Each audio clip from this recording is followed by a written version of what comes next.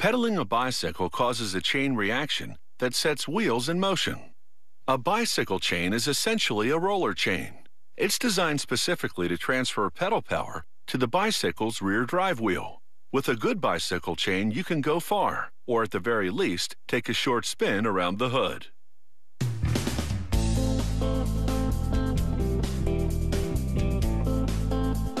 The chain is the driving force in a bicycle's transmission system.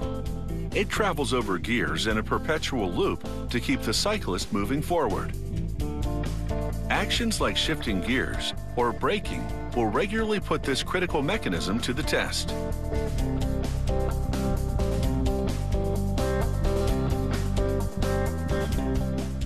It all starts with this punch press. It cuts and presses steel into the shape of the chain's inner links, which looks a lot like a figure eight.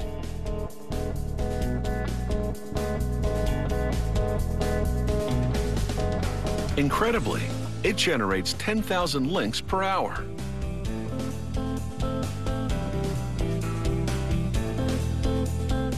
Each of these figure eight links has been made to interconnect, and their contours allow them to travel easily across the bike's gear sprockets.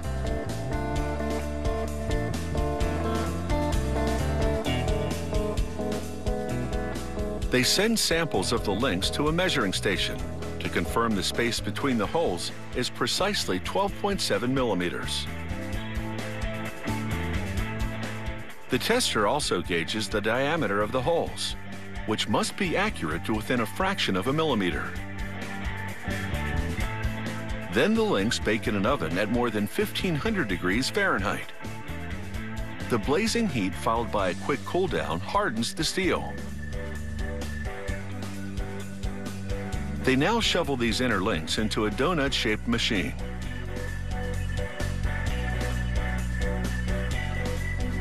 They add ceramic and silica powders and pour in a small amount of water.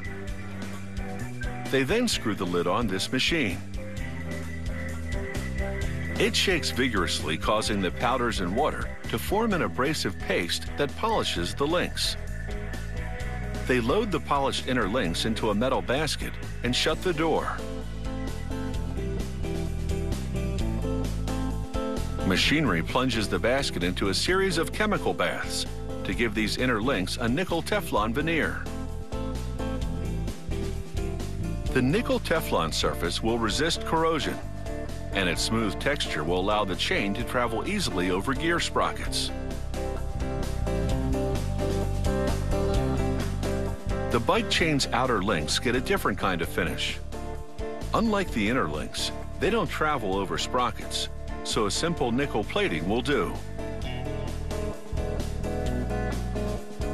They're now ready to assemble the chain, one section at a time.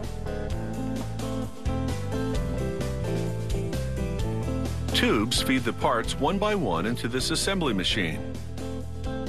Gripper arms adjust their position to assemble the links to other chain components, such as retainer rings and spacers.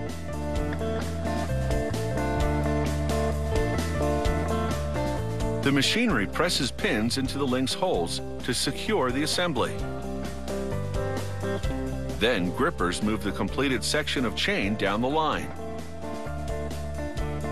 It takes a whole lot of little pieces to build one short section of bicycle chain.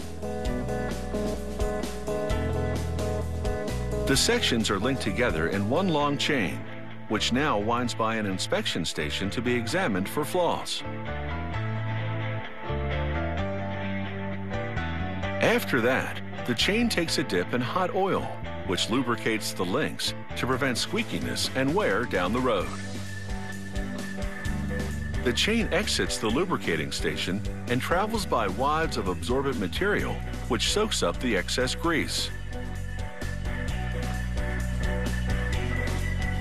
A laser tool then signals the location where the chain is to be cut, and a blade chops it at the exact spot. A standard bike chain is just over 56 inches in length. It consists of 114 inner links and 114 external ones.